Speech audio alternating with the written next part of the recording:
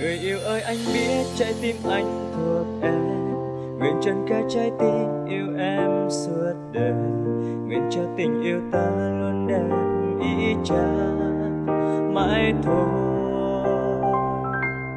Người yêu ơi em biết trái tim em cần anh, dù cho bao cách xa gian nan bao ngày, lòng em nguyện yêu anh chẳng hề đổi thay từ đây.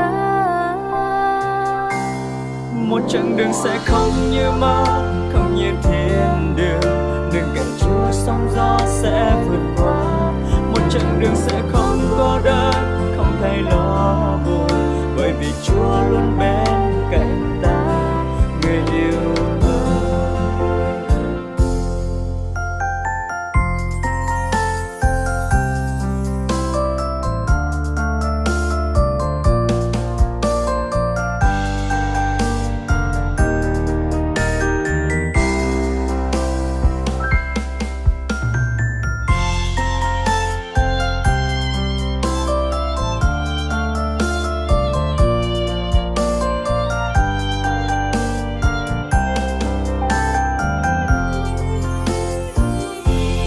Người yêu ơi ta hứa mãi bên nhau ngày sau, từng niềm vui có nhau sẽ chia bao nỗi buồn, lòng ta nguyện bên nhau chẳng hề cách xa từ đây.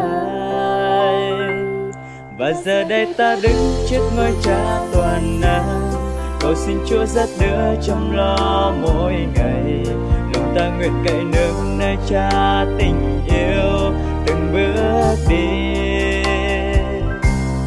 Một chặng đường sẽ không như mơ, không như thiên đường, đường cạnh Chúa sóng gió sẽ vượt qua. Một chặng đường sẽ không cô đơn, không thay lo buồn, bởi vì Chúa luôn bên cạnh ta, người yêu ơi. Một chặng đường sẽ không như mơ, không như thiên đường, đường cạnh Chúa sóng gió sẽ vượt qua. Người yêu ơi anh biết trái tim anh thuộc em, nguyện trần cả trái tim yêu em suốt đời, nguyện cho tình yêu ta luôn đẹp ý chang mãi thôi.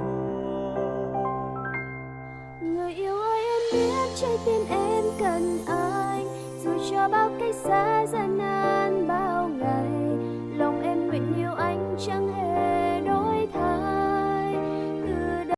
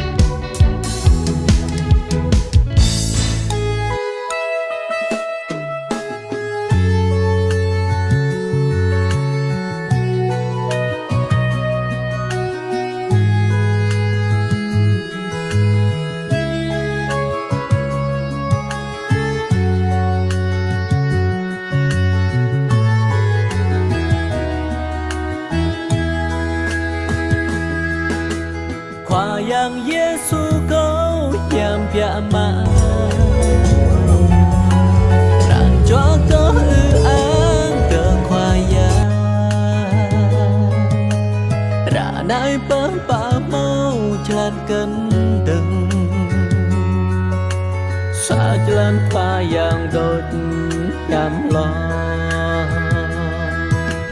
bình ta nay chính mơ nuôi đào lên đã có máu lần tra một ngọt ní đạo ta có cơ chấp mang khoa yang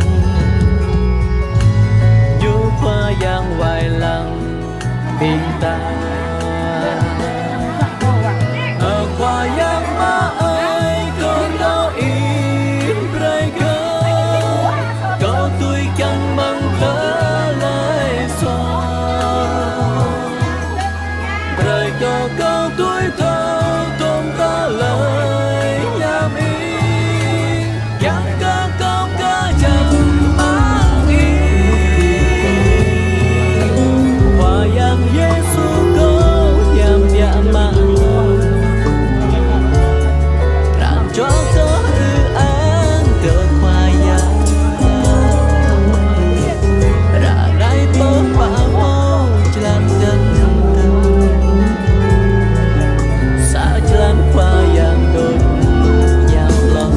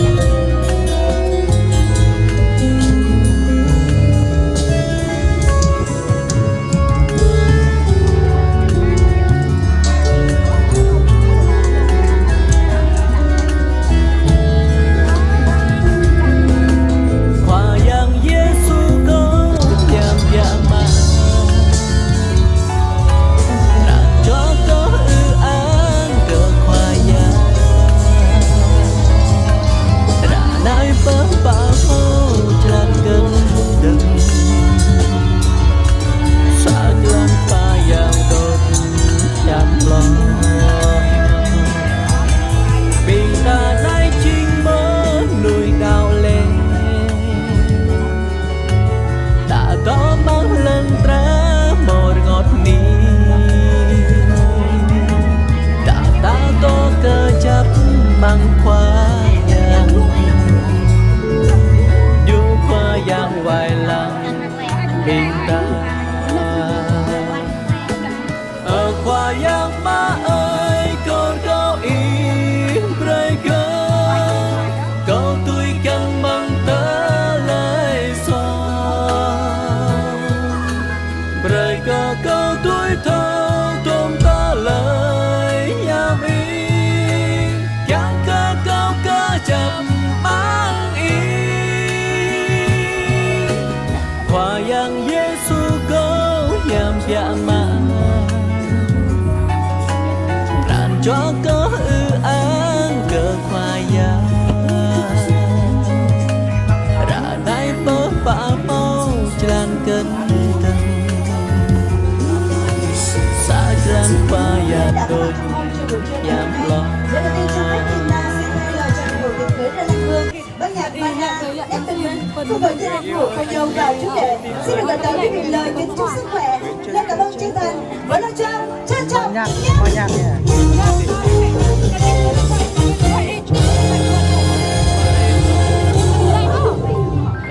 và kính thưa quý vị khách quý thân mến trái tim em cần anh dù cho bao cách xa gian nan bao ngày lòng em nguyện yêu anh chẳng hề đổi thay từ đây một chặng đường sẽ không như mơ không như thiên đường đường cạnh Chúa sóng gió sẽ vượt qua một chặng đường sẽ không cô đơn không thấy lo buồn bởi vì Chúa luôn bên cạnh ta người yêu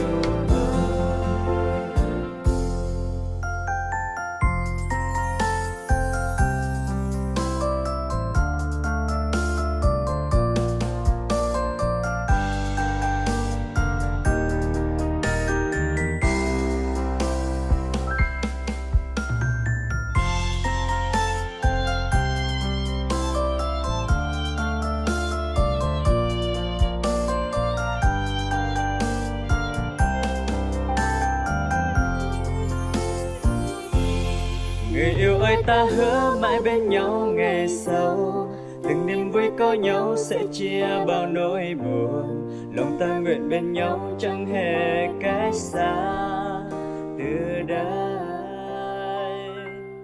Và giờ đây ta đứng, người yêu ơi anh biết trái tim anh thuộc em, nguyện trần cả trái tim yêu em. Cùng với những tình yêu thương mà quý vị đã đem mang đến cho gia đình, đây cũng chính là niềm trân quý. Và thay mặt cho gia đình xin cảm ơn đến tất cả tình cảm quý vị đã dành cho gia đình thêm một lần nữa. Một khó khăn không đường đời, một hạnh phúc dư dàng cho nhau. Ngôi sao đẹp nhất, xin mời quý vị chúng ta hãy cùng hướng ánh nhìn của mình trở về Một với chặng sân đường khấu. sẽ không như mơ, thật lớn như thiên đường, từng cánh trôi sóng gió sẽ vượt qua.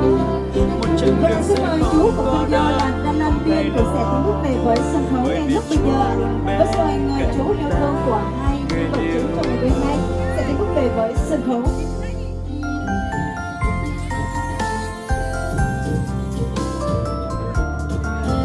Và kính thưa quý vị khách quý thân mến, trên sân khấu lúc này đây là hai ngôi sao đẹp nhất cùng với những vị đại diện gia đình đã nhiệt đông đủ tại sân khấu tình yêu. Và đây cũng chính là một bức tranh thật đẹp và lãng mạn. Và kính thưa quý vị, lễ phục quy xin chính thức được bắt đầu.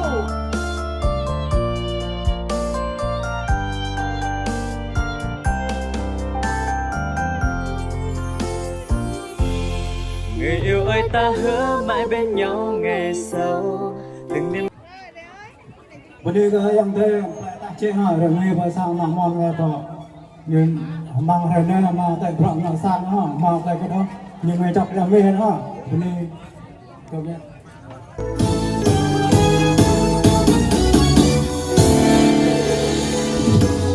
Vâng, xin cảm ơn lời phát biểu của vị đại diện gia đình rất là nhiều. Chú có gửi lời mời đến tất cả quý khách quý. Chúng ta cùng uống nước ngọt, cùng uống bia, chúc mừng hạnh phúc cho cô dâu và chú rể trong ngày vừa hôm nay. Và cũng xin chúc cho tất cả quý vị khách quý chúng ta sẽ luôn luôn thật nhiều sức khỏe. Vâng, xin cảm ơn chú rất là nhiều và xin mời chú trở về đài danh dự của mình ạ. Vâng, xin cảm ơn.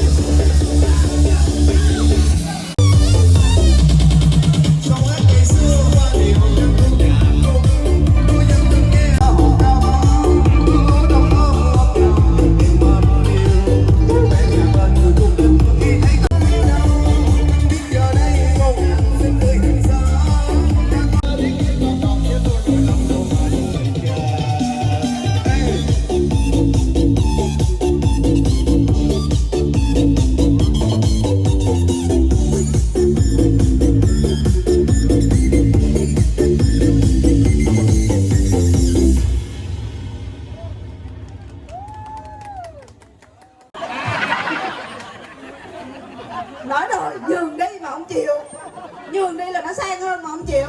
Trời ơi. Đó. Quý vị thấy sao ạ? Hấp dẫn không ạ? Ra Lan Hương dịch vụ tiệc cưới rất là chu đáo cái ngày hôm nay, chuẩn bị những phần quà và đối thủ của chúng ta là được 1 rồi ạ. Vâng, và để liên tục với chương trình này, xin mời anh Phương sẽ tiến bước về với sân khấu qua ca khúc Chiếc Lá Mùa Đông.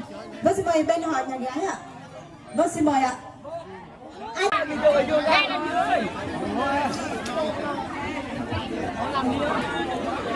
Rồi, xuống đi. Người đón nhà rồi. 1 2 3. Cái kia vô từ cái